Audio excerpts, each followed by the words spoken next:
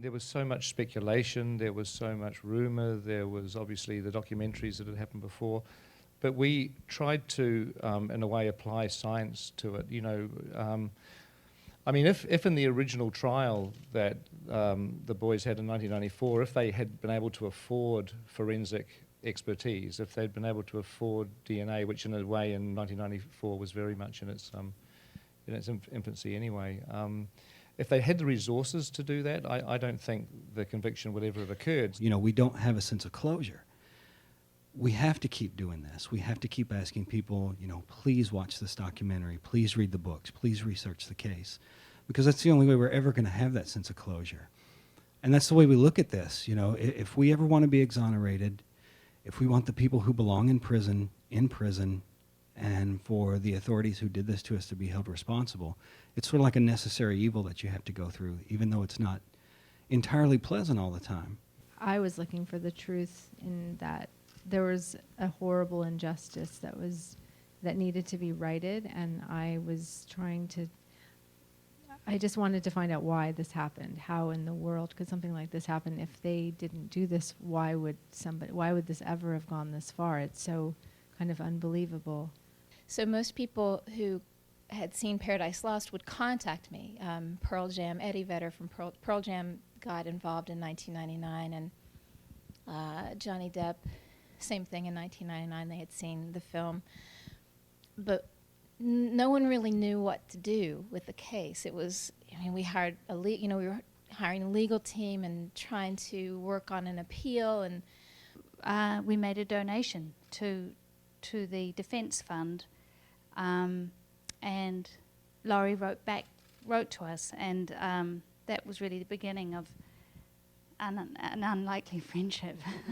And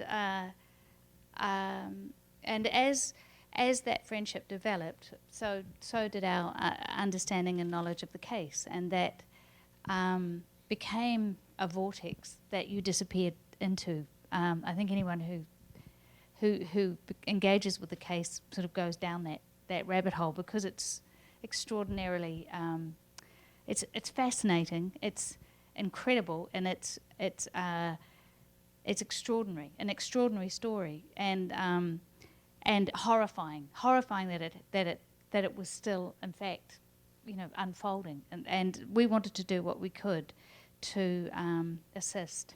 I mean, yeah, there was financial help, but there was also just an amazing knowledge, and I don't know where it comes from, but she just pulled everything together, and from that point on, it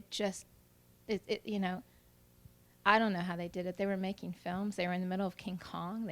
They made Lovely Bones. They made all these films, and still managed to get Damien out of prison. So, yeah, that's. We've always said, we always tell everyone, this case is nothing out of the ordinary. This happens all the time.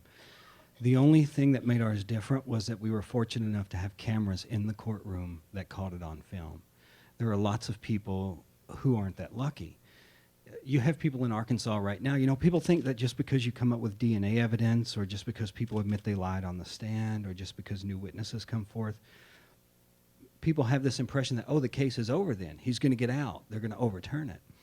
And that's not true. I mean, that's only 50% of the fight. You can have all the evidence in the world pointing toward your innocence, and they will still kill you and sweep it under the rug so that they don't have to admit they made a mistake.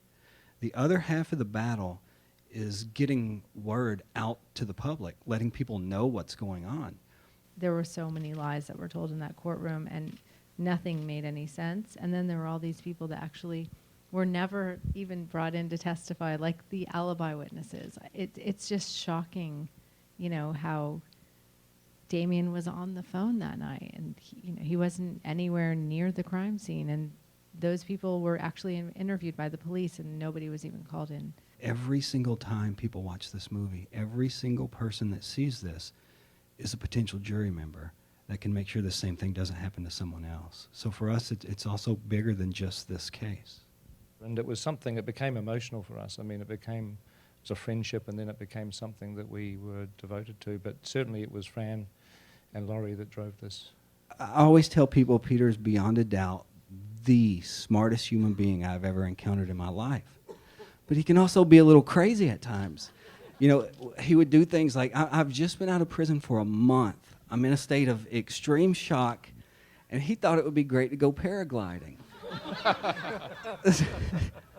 So he really straps a parachute on me, and off the side of the cliff we go.